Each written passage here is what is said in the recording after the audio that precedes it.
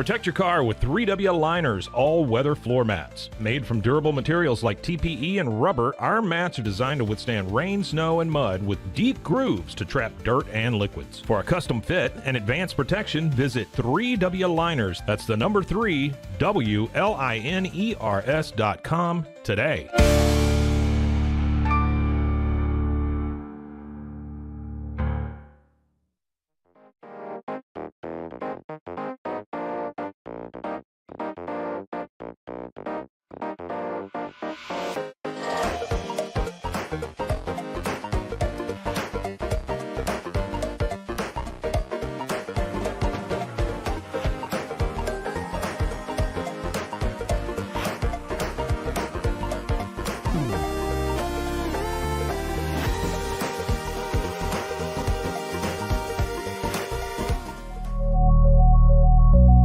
At Acasis, innovation drives us. Since 2008, we've been creating cutting-edge technology products that make your life easier. With a focus on performance, design, and customer service, we're here to help you work smarter, not harder. Join us on our journey to simplify your world. Visit Acasis.com today. That's ACASIS.com today.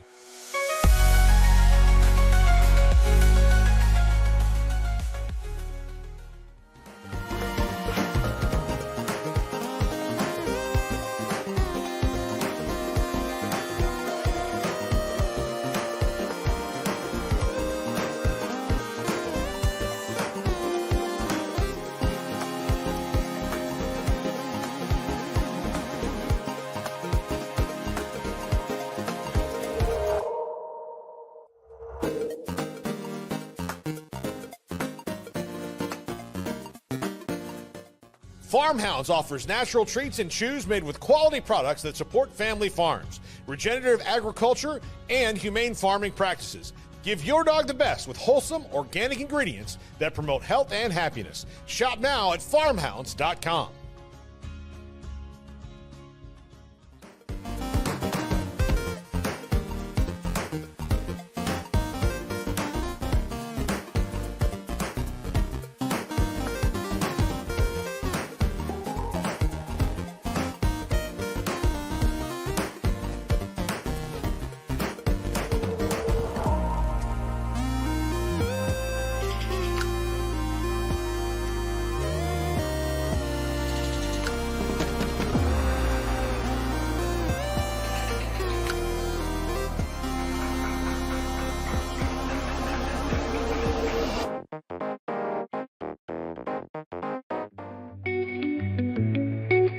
Unlock a world of convenience with Mully Box, your one-stop solution for personalized subscription boxes delivered right to your door.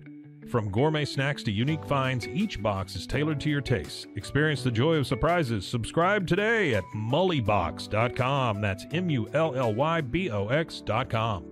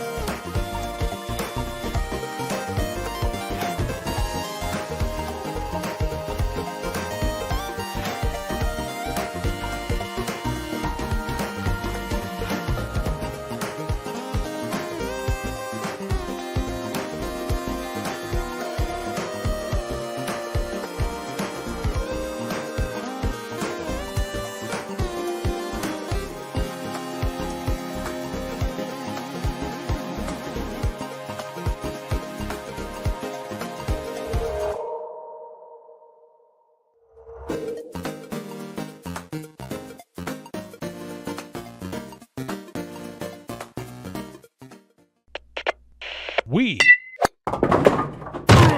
are Rogue Media Sports.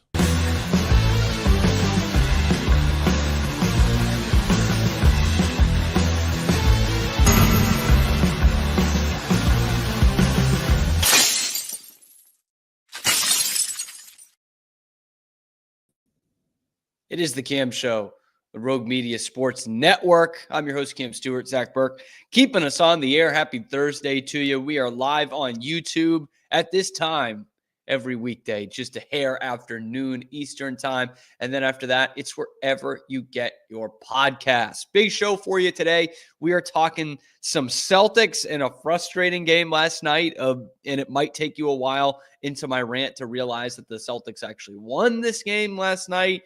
Plus, we're taking a look at some of the moves the Patriots can make in the offseason because there's already some big-time rumors of some huge names potentially coming to New England via free agency, via trade, how this changes who they draft at number 4 overall. We'll go over that as well. Plus, oy vey with the Bruins, man. It's a little more of the same, but I've got a more nuance to this take of what the Bruins need to do at the end of this season. And bad news is it's not a very good thing for fans. Good news is it won't take them much effort to do. Anyway, all that and more coming up on the Cam Show. Rogue Media Sports Network, baby. So I stayed up real late last night to watch the Celtics. I was doing some other work, some editing, and it's like, 11 p.m. here in the Central Time Zone, so just after midnight on the East Coast. And I tuned into the second half of the Celtics game, and they're not playing very well. They're down at halftime by 1, and then they're down in the third quarter. And I'm like, what is going on here, man? I literally, before I clicked into the game, I'm like, Harden must be giving them fits. And come to realize Harden's not even playing for the Clippers. Like this okay Clippers team. And he's not playing. Kevin Porter's having a big game. Derek Jones has a nice fourth quarter. The place is like, it looks like a beautiful new arena, the Dome there in Inglewood. It's like 70% full, 65% full. The NBA champions are in town. So I got to imagine Ballmer's pricing some fans out there because what the hell? Like they're going to have no problem drawing against the Lakers tonight. But it's just the Celtics go on a run to at the end of the third, start of the fourth. They're not up by more than like 7 or 8, but they're kind of controlling the game. And then it just falls apart, man. Like, what is up with this team in the fourth quarter? They didn't play many tight games at the crunch time at the end of tight games in the NBA playoffs last year, and analysts were kind of giving them shit for it. But it was because they would pull away before that. They'd pull away with 3 minutes left, not with 1 minute left. And then when it came down to the finals, specifically that game 3, like they do play well in the clutch in that game. Jaylen Brown hit some big shots, and they kind of put the Mavs to bed in that game when Dallas is throwing the kitchen sink at them. And this year, they crumble at the end of these games. And it was no different last night. They're up 4 with like 20 seconds left with the ball. And then Jaylen Brown happens. So in the last 30 seconds of regulation, with the Celtics up 4, Jaylen Brown has the ball. LA is starting to double team here. And really the one you can't do 2 things. Don't turn the ball over, and therefore don't commit an offensive foul, because that's essentially a turnover. He gets doubled. He dribbles to the corner for some reason and hooks a guy. Offensive foul. Clippers get the ball. They get a layup. 2-point game. Once again, under 15 seconds left here. So they're going to try and quick trap, and then they're going to foul. They get the ball to Jaylen Brown. Once again, massive mistake. Gets double teamed, throws it away, live ball turnover, layup, tie game.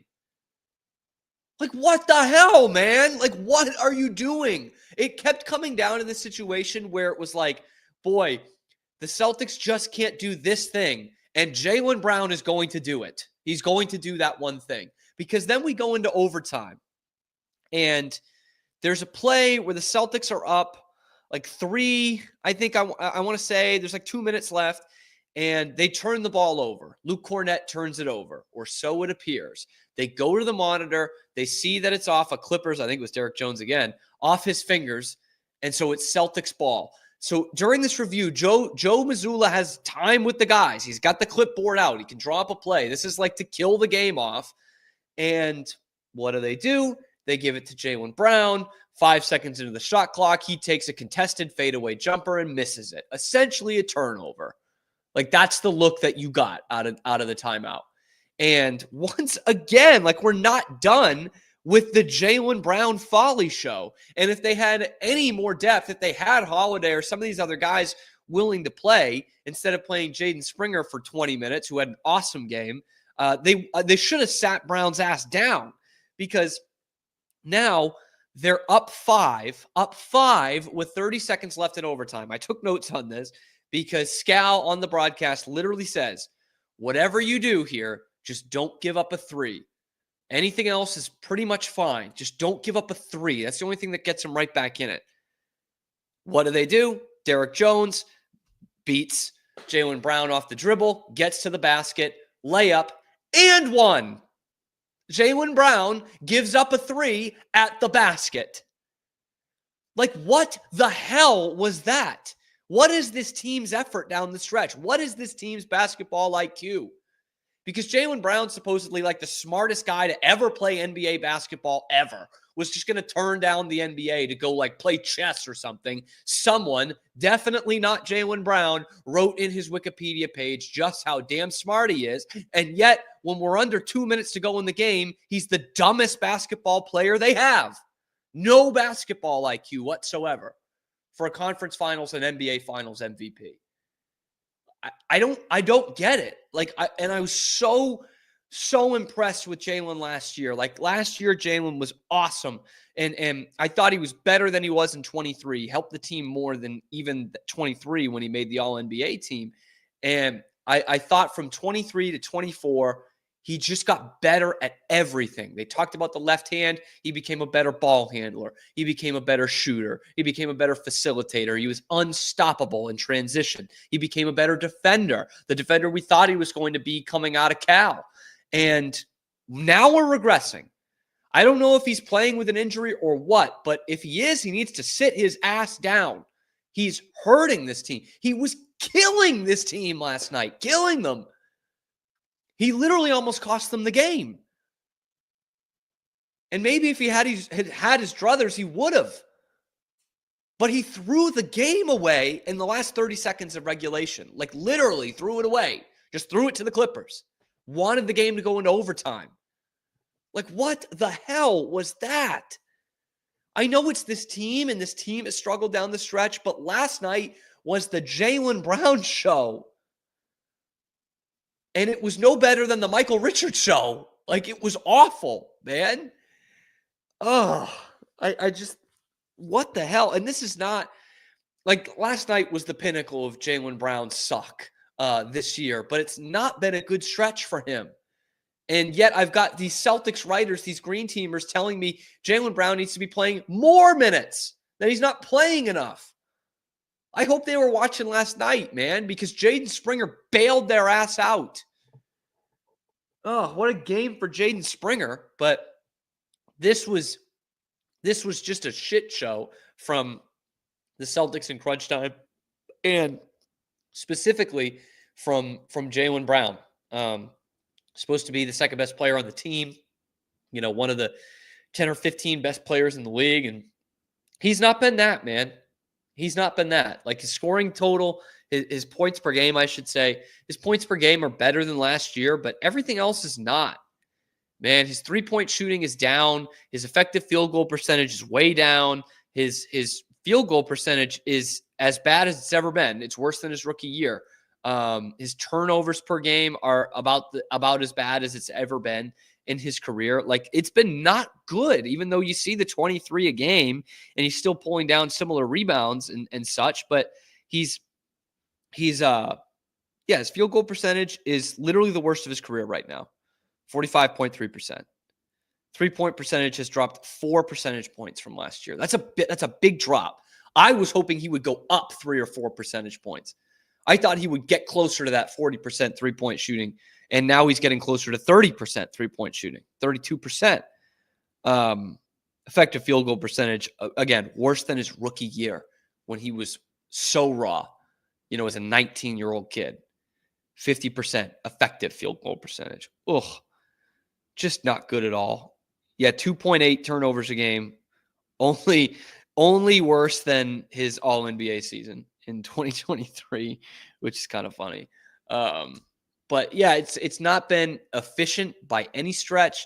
He gets 25 last night. See, that's why it's so misleading. 25 points last night. Like nobody was feeling like that. And he shot 8 of 15, which is fine. But like that other game they pissed away on Saturday against Atlanta, he was 9 for 27 to get his 24 points, which is above his season average. 2 of 9 from 3. 5 of 12 against Orlando. 4 of 16 against Toronto, another game they lost to one of the worst teams in basketball. New Orleans, 6 of 14. They almost lost back-to-back games to literally the 2 worst teams in the league. 8 of 19 against Oklahoma City in a big game. It's just he's not efficient at all. And when you watch the game last night, you'd say, stop giving him the ball. Give it to Jaden Springer. Stop giving Jaylen Brown the ball. That's what I was screaming at the TV at like 1 a.m. last night. I don't know what the hell happened. And again, it's not just Jaylen Brown in terms of this pissing games away, because that Clippers game last night was eerily similar. God, I can't talk. My talking is like Jaylen Brown with the ball in the last minute of the game. That Clippers game last night was eerily similar to the game they just completely pissed away against Atlanta on Saturday, the most embarrassing loss of the season, which they broke that record that they had set on the Wednesday before against Toronto. But they had that game in hand with the minute to go, and then they just start throwing the ball all over the place. They're missing layups, and they can't defend down the stretch. And they lost that game to the Hawks. And like the Clippers are 6 or 7 games over, but when they don't have James Harden out there and Kevin Porter's their dude, like that's essentially the Hawks, man. I don't know what to tell you.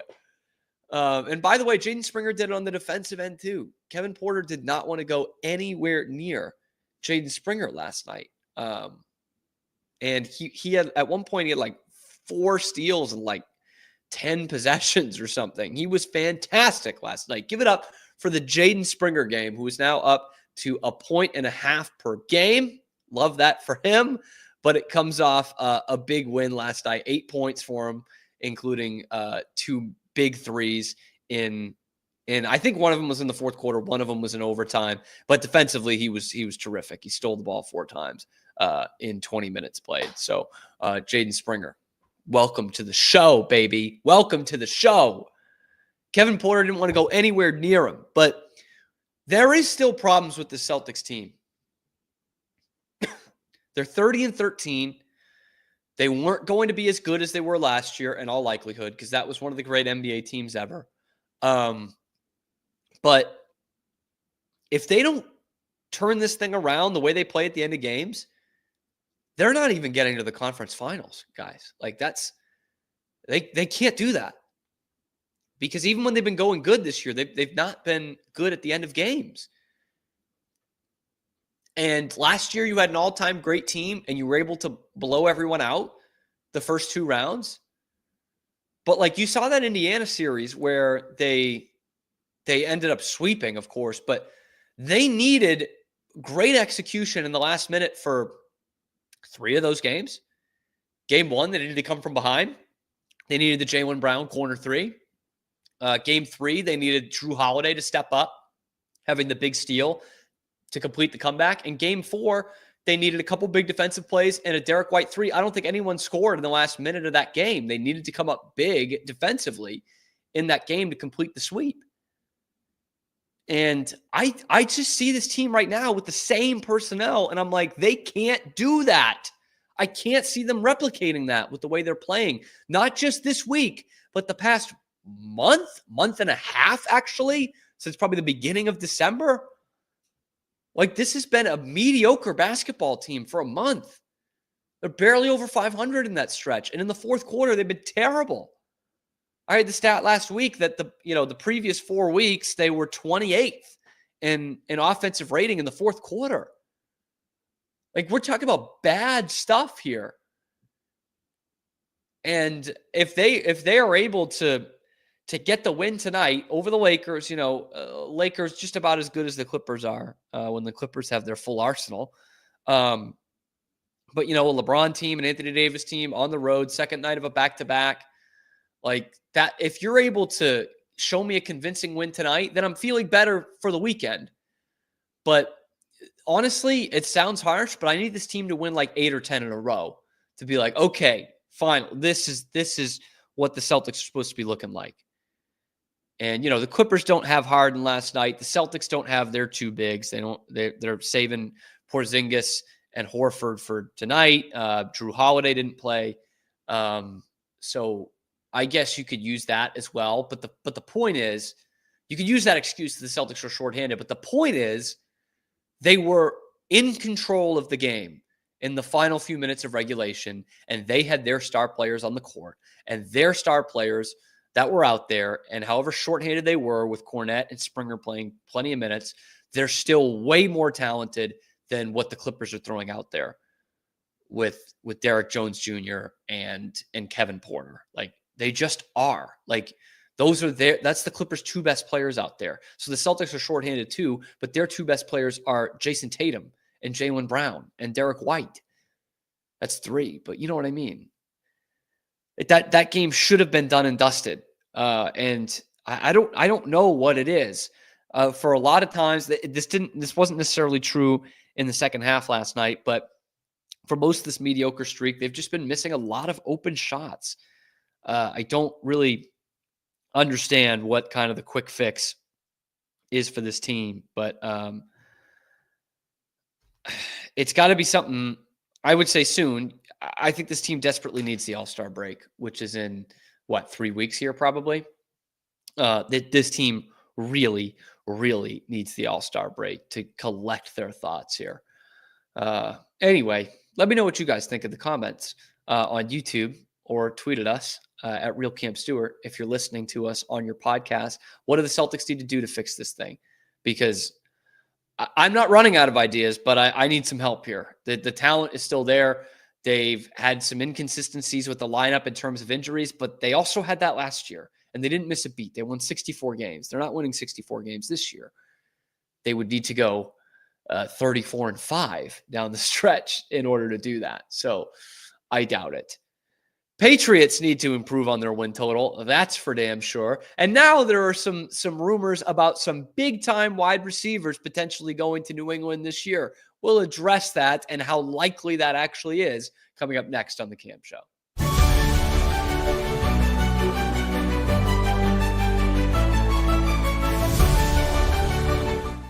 Ready to bring your vision to life? At Small Rig, every idea, design, and product is inspired by you, the creator. With our industry-first under co-design mode and the Dream Rig free customization project, we unite with global creators to turn big dreams into reality.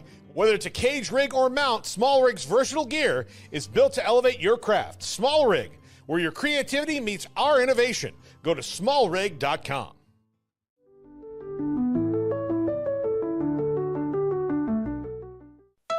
Want to turn your passion into profit? With Blogify, creating a blog has never been easier. Build, customize, and grow your site with powerful tools designed for beginners and pros alike. Start sharing your story today and watch your audience grow with Blogify. Download Blogify now in the App Store.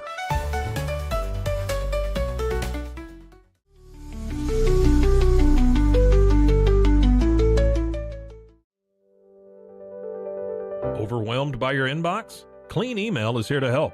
Organize, clean, and manage your emails with powerful automation tools. Say goodbye to spam and clutter and enjoy a stress-free inbox. Try Clean Email today at cleanemail.com. That's CLEAN email.com.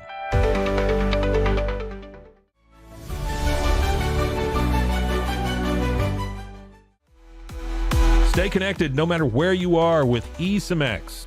Say goodbye to expensive roaming charges and physical SIM cards. With access to over 200 global carriers, we make mobile connectivity seamless and affordable for travelers worldwide. Join the future of communication today at esimx.com. That's ESIMX.com.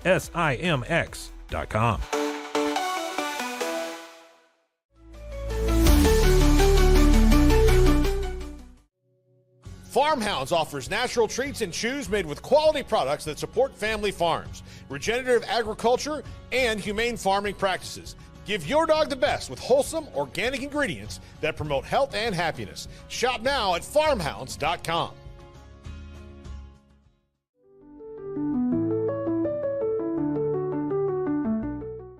It is Matt Mosley, and it's the Obstructed View podcast, Rogue Media Network. I think they're learning that there's really no wonderful view of me. See, I feel like they think this feed's going to be really wonderful. There must have been, no BS, like 20 scouts, 15 to 20 NBA scouts there to see him, and he was top 5. When your old number wasn't working, I went through various channels to track you down. So unfortunately, you can never get away from me. But I'm happy. Man. I'm happy to have you today. No, thanks for having me. And you know we always family, no matter where I'm at.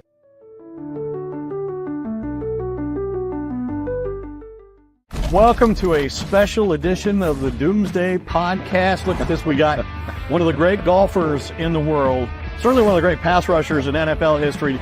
But he also had a vision for you. And so it was like you had the best of both worlds, right? You had somebody on you early, and then you had somebody who was maybe more relaxed. What were a couple of your biggest takeaways? The person you referred to that I spoke with, I've spoken to some personnel people and general managers of the league to get some, independent, objective assessments of the players the Cowboys picked, and we'll go through that. Has the general manager changed at all in the draft room? Nope, it's been the same since I was here the last time.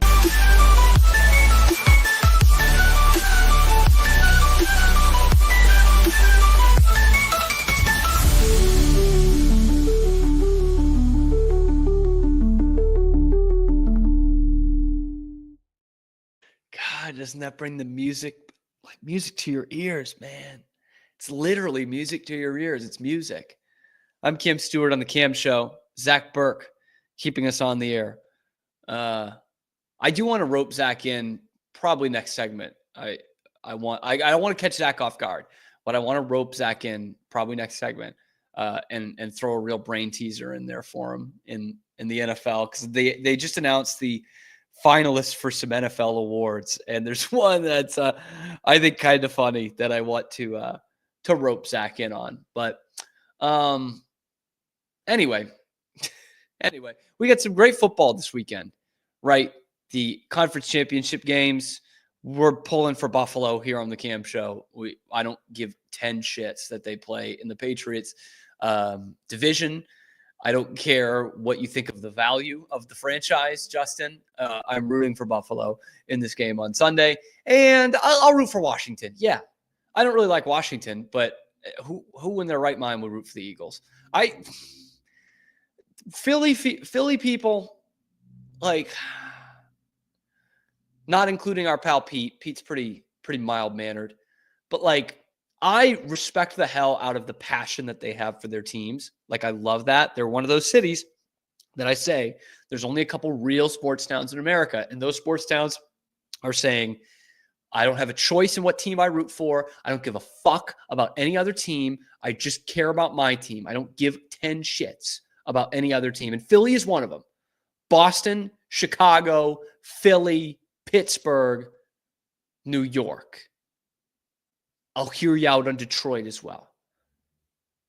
Milwaukee and like Green Bay is obviously loyal, like beyond belief. It's mostly cold weather cities, man. I'm telling you. The other ones, they don't care. They don't care as much. DC, no, not a great sports town. Not a great sports town. But Philly people, Eagles fans, they're fucking criminals, man. They're awful. They like, I have been to see my team on the road just about as often as I've seen them play at home. And to be fair, Texas is pretty tame. I didn't get chirped much in Texas when I was living there. I've literally sat in the bleachers for Red Sox Yankees games at Yankee Stadium. That's probably the worst that I got it during a game. But Philly, not even touching it. Not even touching it, dude. Like, at best, I'm just going to be called everything in the book for 3 hours. Why would I spend money on that? You know, like, I don't mind, giving a little back and forth during a game. I don't mind that. But like, to just be like I feel if I go to, let's say, a Patriots game against the Eagles and both teams are actually pretty good, which I know we're a long way off from here, that I'm more likely to get spit on or beaten up than I am to just be called the C word for 3 hours, So no, I have literally no interest. I'll go just about anywhere else. I'll do Red Sox Yankees again. I'll do it in a playoff game. But Philly, no way. Nuh-uh. No chance, man. Those people are Neanderthals. But I respect the hell out of their passion for the team. Let's just say that. They're idiots and they're illiterate, but yes, I do respect their fandom in a way. Wow, don't know how we got there, but anyway, Patriots are in off-season mode, have been for a couple of weeks here. They've basically quote unquote finalized the staff, the positions that really matter, right? Jeremy Springer is in at special teams coordinator, and he's actually been promoted to special teams coordinator. And now they bring in Josh McDaniels to run the offense, Terrell Williams to run the defense. It's a new era for the New England Patriots. How many times do I need to say that? It's a new era. Now, though, since the Patriots have their staff intact, it's time to start looking towards player personnel, which needs a whole lot of help. And before you pick at number 4 in the draft or wherever in the first round of the draft, free agency is going to come first. And with that, trades will start coming as well. The player movement is going to happen long before you make that pick at number 4 in the 2025 NFL draft. And the hot names that are on the market now are at receiver. Now, the Patriots do need some receiver help. They probably need left tackle help before. In fact, I would say they need left tackle and right tackle help before they go to wide receiver. But it is still an important position for the Patriots. It's one that, you have the young quarterback on the rookie contract. You've got the new offensive coordinator in here. The dude needs some weapons. A weapon like Tyreek Hill, apparently. Jeremy Fowler of ESPN wrote that Tyreek Hill, obviously not happy in Miami. He had some of those weird Week 18 comments basically saying he's out. He loved playing here, but he's out. Clearly trying to get out of Miami. And now he's insinuating that could be a trade option for the Patriots. Here's what he said through a source from personnel for an NFC team. The Patriots are desperate. They need a guy, that alpha, that could be friendly for Drake May. And there's a higher chance of the draft picks Miami would receive in a trade being higher with the Patriots than they would be with a contender. Now, that makes a lot of sense, right? Their draft picks will be better. They are desperate. But, man, when it comes to Tyreek Hill and the Patriots, I'm thinking, God, I hope not. And God, I hope so. Because on the field, he gives you exactly what you need, right? Not just that alpha receiver, that big-time playmaker, but a guy who gets on the field with a helmet on for the Patriots and changes the way a defense schemes you. Just no matter what you're doing, you have to respect Tyreek Hill. You have to game plan towards Tyreek Hill. It changes everything when it comes to your offense. And not just in the pass game, but in the run game as well. They have not had a guy like that since Gronk, probably. That you go out there and it changes the game plan. And there's not many of those growing on trees. Let's just say that. Then again, Tyreek Hill is a head case, and the problems follow him wherever he goes. Ask one of his pregnant girlfriends in college. The guy is bad news. Like, he's not a good guy. And this kind of drama, this kind of crap follows him wherever he goes. Whether it's literally abusing the mother of his child, or it's just saying, I'm out. I'm deciding that I'm out of this team. You never know. He's a ticking time bomb, man. You never know when that's going to pop off. But when he's on the field, he's one of the best damn receivers in the league. And the only reason he didn't get to 1,000 yards again this year is because the Dolphins were basically playing without a quarterback for 5 or 6 weeks. He is a game plan kind of guy. A guy that you make your game plan around, a guy that the other team game plans around. But he's an absolute head case, man. And I don't know that the current Patriots can handle someone like that in a constructive way. Because, Mike Vrabel comes in here and he's saying, we need to get rid of the entitlement. Essentially, we're draining the swamp here. We're getting the guys who think they're hot shit out of this locker room. And then you're going to bring in Tyreek Hill and make him the highest paid player on your team? That seems far-fetched, even for how desperate the Patriots are. I just 10 years ago, you could have handled that. Belichick could handle that. Brady could handle that. They did it with Antonio Brown about as long as you could, which was like a month, not even. He's too much of a head case. But that's not as good a locker room guy as I think Vrabel is. I just don't think that's the place you start here. In fact, I've compared Vrabel coming in to the way that Belichick came in terms of you went from the nice guy, the player's guy, to the hard ass that's actually going to crack skulls and win games and get rid of the entitlement. Belichick did that. Vrabel's probably going to do the same thing. And let's see if the wins follow. But when Belichick came in, and 2000, it's 5-11. 2001, he's bringing in his guys. He's bringing in those veterans, the Brian Coxes of the world, and he's trimming the fat. That's why Terry Glenn caught Tom Brady's first touchdown pass in the NFL in September and didn't even make it to October with the team. Because Belichick was like, I'm done with this shit. These are not the kind of guys we want in this locker room. Tyreek Hill fits that same mold. And Mike Vrabel was in that locker room, by the way, with Terry Glenn and Bill Belichick. So Tyreek Hill, as much as we want that on the field stuff and how much the Patriots need that, this time I think the cons outweigh the pros in terms of the off the field stuff, which is not something the Patriots can be too selective about, but that's how bad this guy is off the field. Anyway, I still don't think he should have been thrown on the curb. Let's just say that. The other option you can look at wide receiver is Cooper Kupp. And this might be a much more attractive option in terms of what you would have to give up. Because chances are the Rams are going to cut Cooper Kupp. The Rams are going to cut him.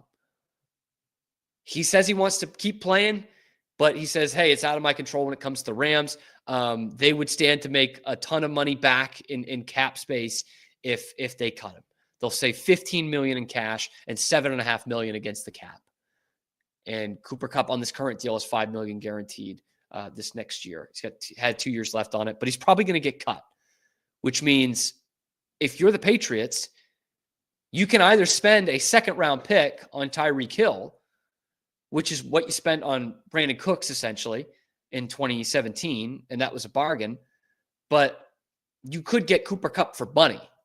All it's going to cost you is money. And I know Kupp isn't quite as explosive as Tyreek Hill, but this guy almost won the MVP as a receiver a couple of years ago. That was not that long ago. Was that 2 years ago, 3 years ago?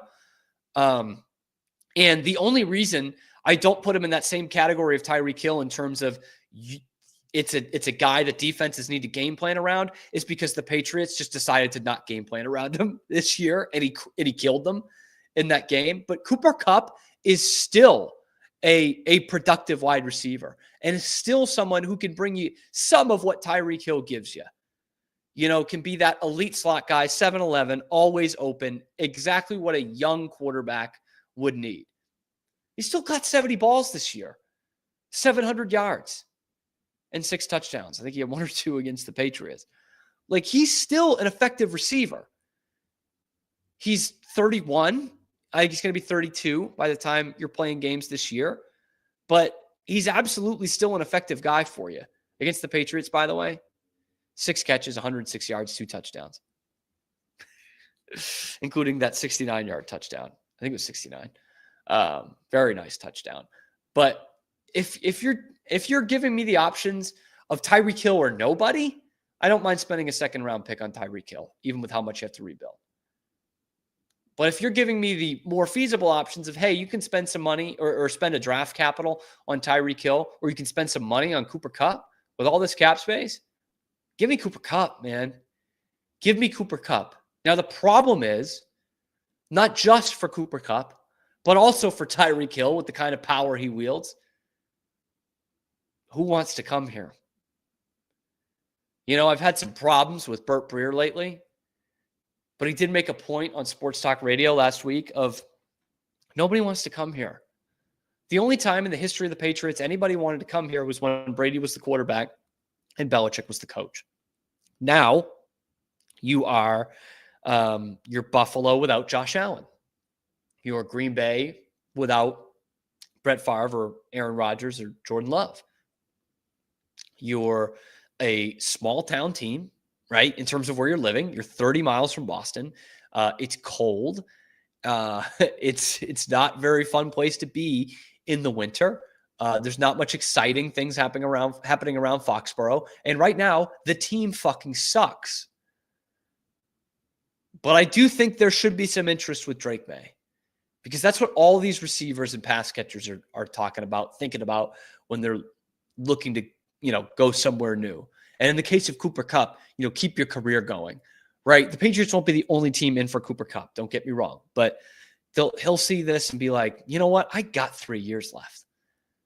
And they've got the pieces. They've got Drake May, and they've got this cap space, and he's on a rookie deal. Like, we could be competing in a year or two, and I could be a big reason why. And I can help this guy along. I could be his favorite receiver. You've seen what Josh McDaniels can do with quick slot receivers in New England. You saw what happened with Wes Welker when he was the most productive receiver in the league. You saw the clutchness of Julian Edelman and Danny Amendola. Like, these guys thrive here in this offense that Josh McDaniels is going to be running, and they've got a hell of a quarterback to be doing it. So, honestly, you need to go tackles first, and this will kind of determine where you go in the draft. Maybe you don't get a tackle, which would suck, and you go trade back and get a tackle in the draft. I think that would be a mistake, but hey, you can't always attract people to come here. But receiver is something you need to look at through free agency, and there are options out there. And I include Tyreek Hill in that quote-unquote free agency. Anyway, let me know what you guys think in the comments below.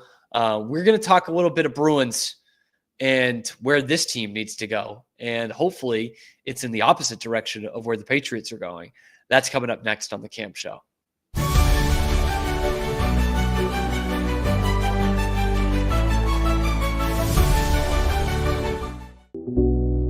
Unlock your full potential with Onnit, your go-to for premium supplements, fitness gear, and wellness essentials. Whether you're training hard, recovering faster, or just looking to feel your best, Onnit has the tools you need to perform at your peak. Visit Onnit, that's ONNIT.com, and elevate your mind, body, and spirit today.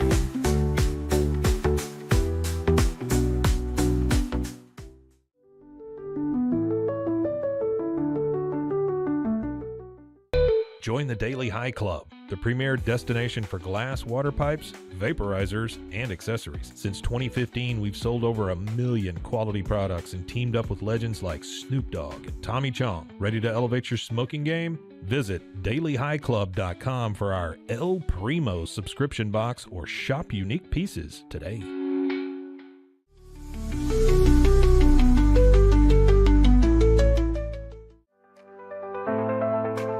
Get paid faster with Bill, the easiest way to send, receive, and manage your payments. No more delays, no more hassle. Whether you're a freelancer or a business, Bill makes payments seamless and secure, simple, fast, and reliable. Sign up today at Bill.com.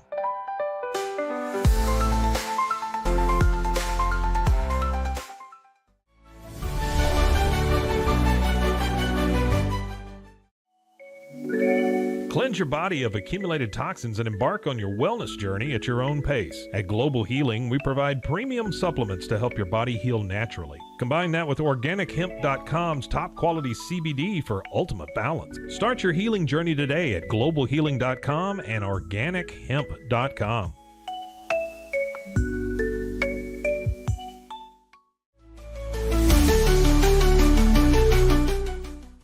Relax with Hemp Delicious. Organically grown hemp, massively blended with delicious organic herbs, responsibly sourced for their holistic benefits.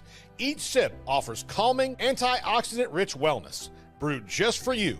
Sip the calm with Hemp Delicious. Find your blend at hempdelicious.com.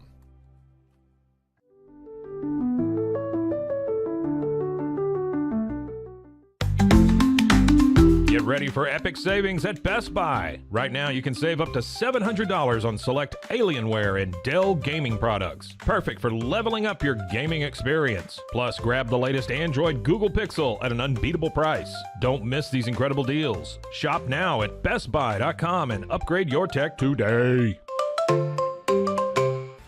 We've got all these transfer portal stats and what Dion did and what Fritz has done. I mean, that's the deal, man. That's the game that's being played nowadays. Maybe a little bit unknown at quarterback. I mean, unknown to the rest of the world, but, you know, he dove into the portal and got a guy who is super, super athletic. South Dakota State's really good. Give us a little bit of breakdown about what they can do and what Oklahoma State needs to be worried about. Look at that form right there. I need to say nothing else about this because I found one.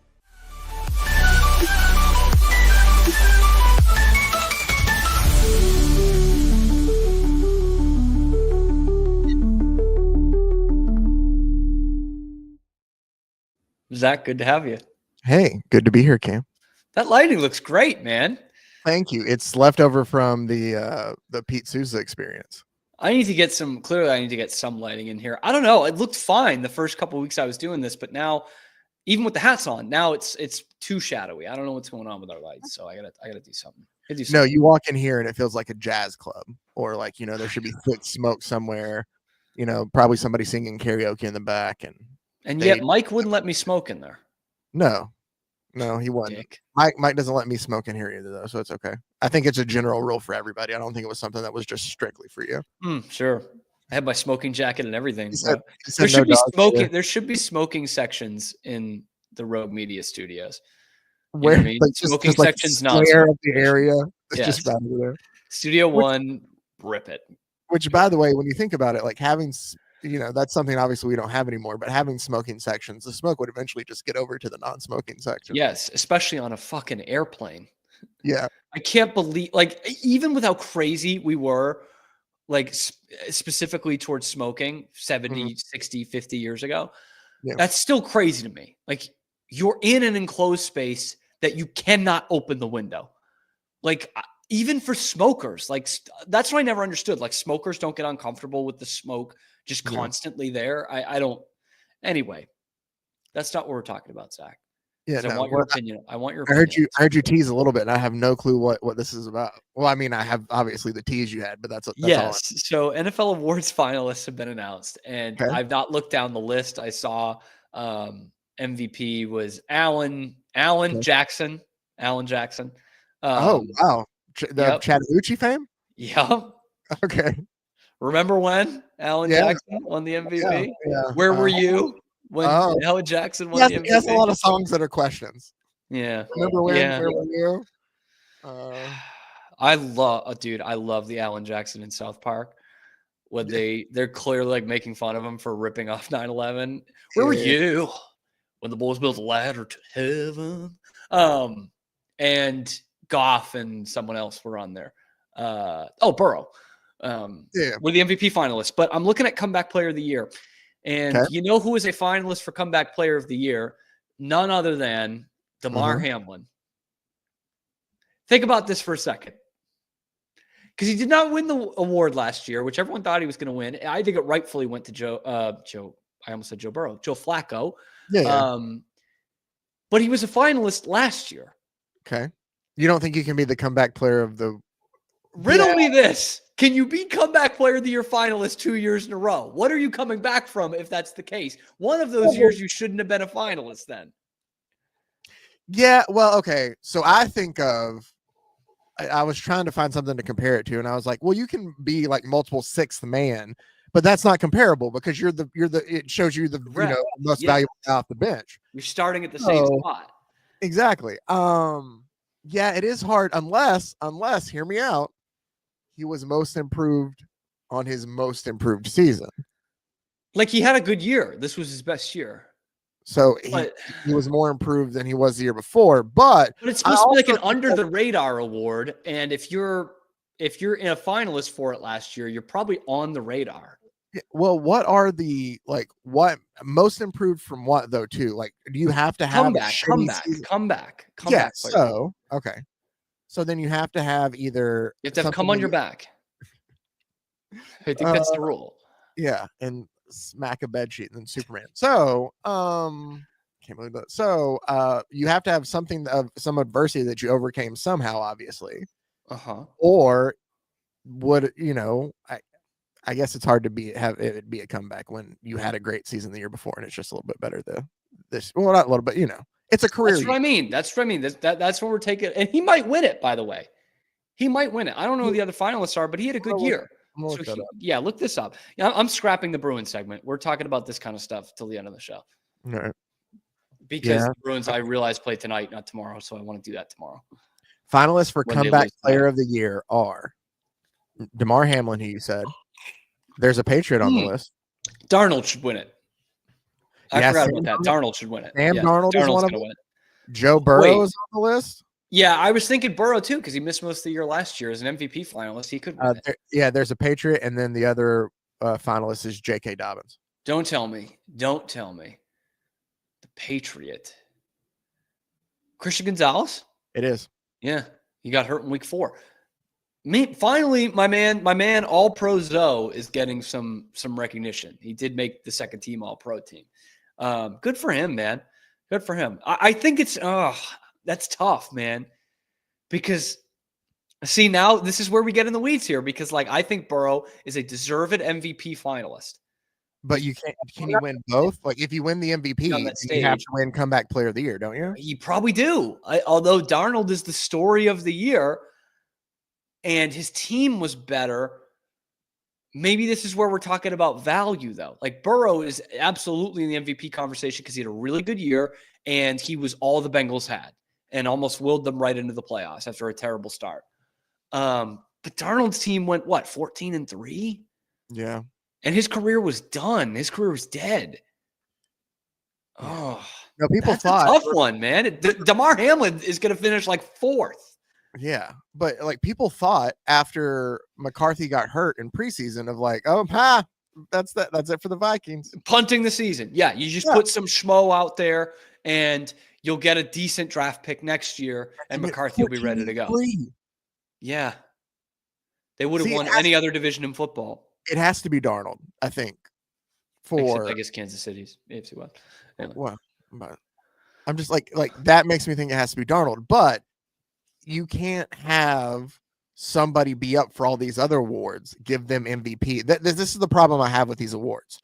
Unless you come out and you say all right, you won the MVP, then you're just not going to win any of the others. We've made it set that you're our top guy. This will still kind of be offensive player of the year, sans who the MVP is, and we can give it to somebody else. But I feel like let's say Burrow wins the MVP, then I feel that means that he has to be comeback player of the year. He has to be offensive player of the year to be able to justify the MVP. But see, here's where the argument's good because Burrow's not going to win MVP. So that's what makes it a good argument. He deserves to be up there, but he's not going to win it. So then I don't know, man. Darnold's the story though. Maybe it's because we just feel good about Sam Darnold. Maybe this is what happens when you get victimized by the Jets. You're basically a Me Too victim. We want you to succeed after that. We want you to pick up the pieces. Yeah, I felt bad for Zach Wilson for a bit. I think his career is done. Yeah. But just looking at the rest of the finalists, because looking at offensive player of the year. Who went for defensive? Defensive. Okay, so Zach Bond, Myles Garrett. Wait, Saquon, man. How many years would he have won this thing? This was 15 years ago. Saquon would have ran away with the MVP. Oh yeah. Before it became solely a quarterback award. I mean, it was teetering on the brink of that. Anyway, sorry, defense. No, you're fine. So, Myles Garrett, where was that? There we go. Trey Hendrickson, Patrick Surtain, the second, and TJ Watt.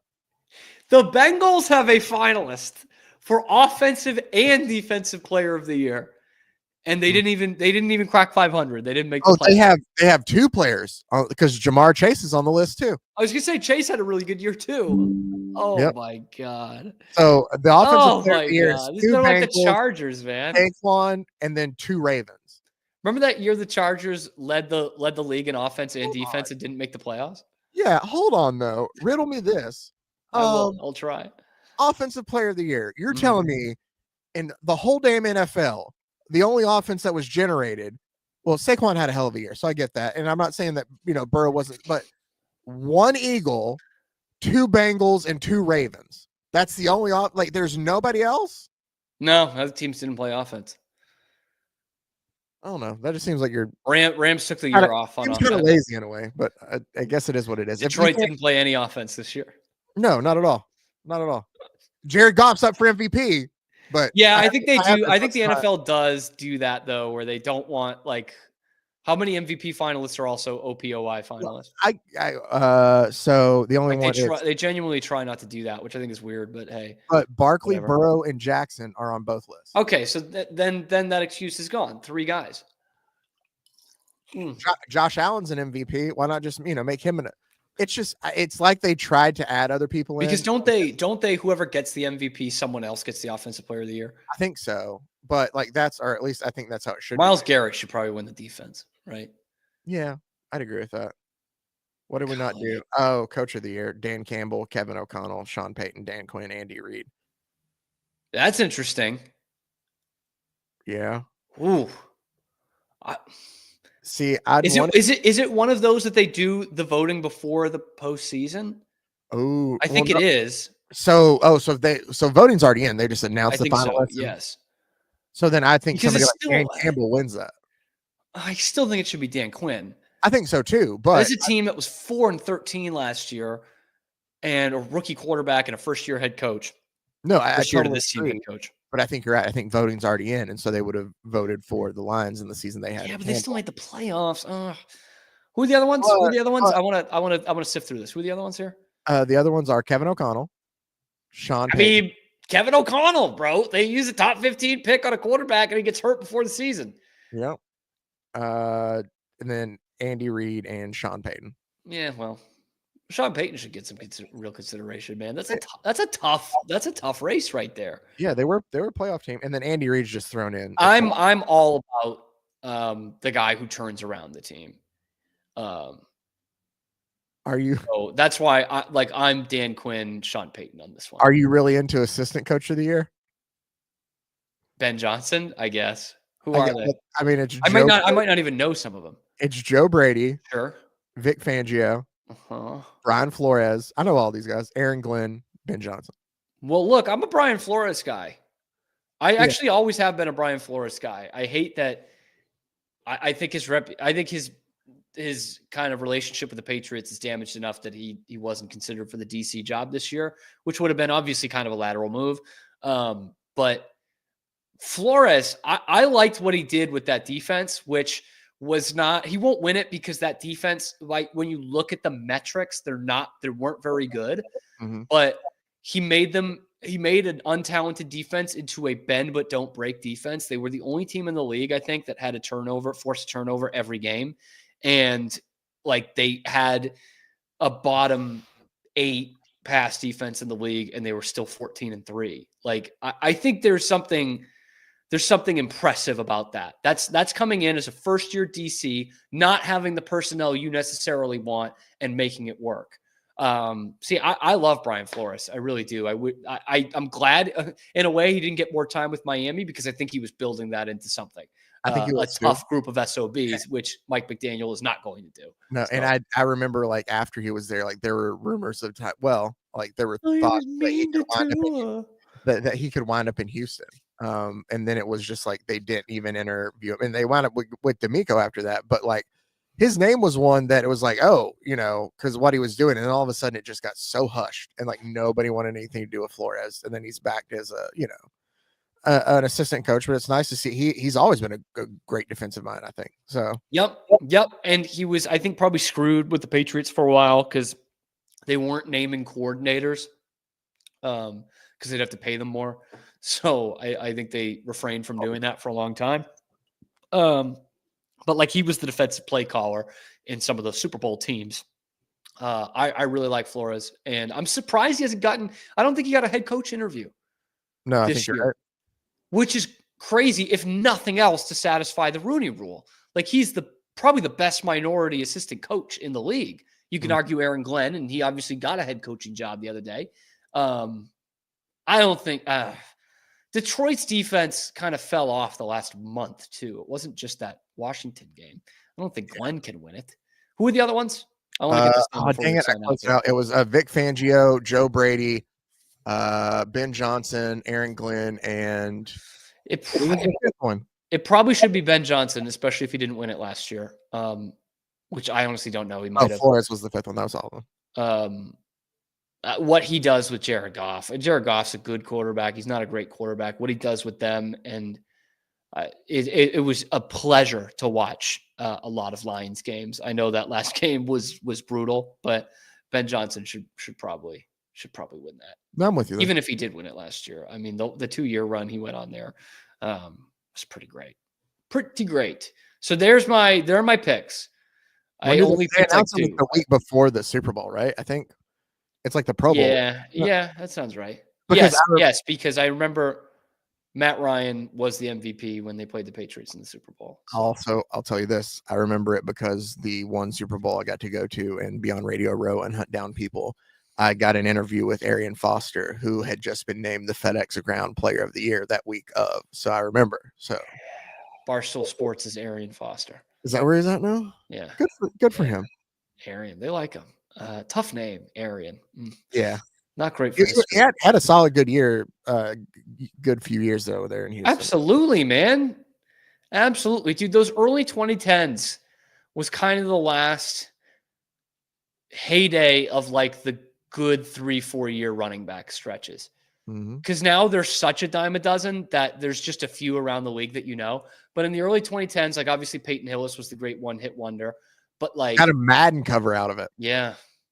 But I'm talking like Arian Foster, Roy Halou. There's plenty of others who just had like 3 good years. And then it gets murky after that. Who was that? I mean, Mark Ingram went on for a while, but he really had like 3 good years. Yeah. No disrespect to Mark Ingram. What are some others, man? Eddie Lacy. Eddie Lacy. It is a bunch of those Alabama guys, like except for Derrick Henry, the Alabama guys would come in and have a couple good seasons and then just kind of. I mean, Chris Johnson had a couple great seasons. Yeah. CJ2K, lest we forget. Anyway, East Carolina. Maybe tomorrow I'll go over like actual picks for all of them because I think I only picked one of them in there. Because the comeback player of the year thing is going to really, really mess with me. Anyway, be sure to like and subscribe. We're here every day at noon Eastern time. Thank you to Zach Burke for keeping us on the air. I'm Cam Stewart. We'll see you tomorrow on The Cam Show.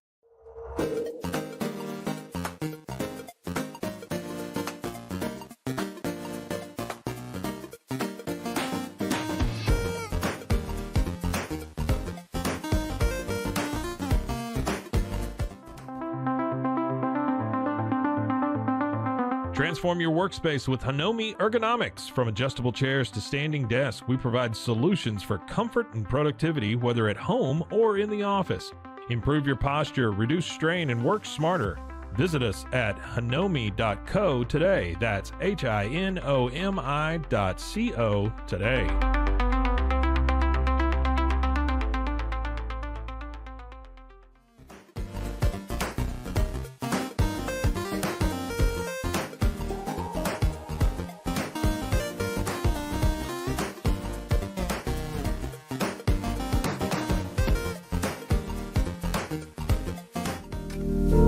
Experience the future of secure private cloud storage with Internex. Protect your files with end-to-end encryption, ensuring your data stays private and accessible only to you. Enjoy seamless, fast storage without compromising security. Visit Internex.com today and take control of your digital life. That's INTERNXT.com today.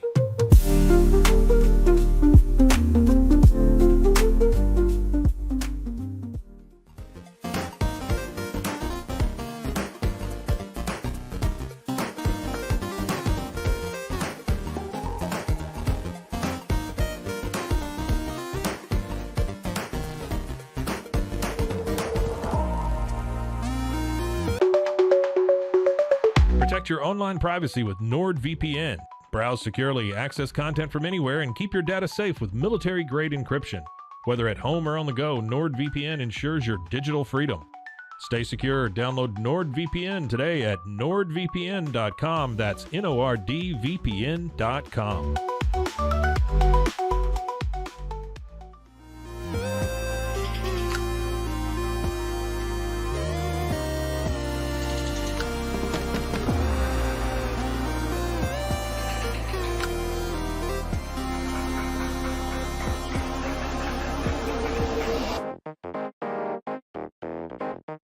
Tusains, we understand that maintaining a healthy lifestyle can be challenging, especially in today's fast-paced world. That's why our mission is to make fitness accessible to everyone, anywhere. Committed to excellence, we adopt a user-centric approach guided by ergonomics and medical science. With a team of seasoned professionals in R&D, design, and manufacturing, we prioritize quality across our entire product line. Visit Tusains.com today and start your journey to better health. That's TOUSAINS.com.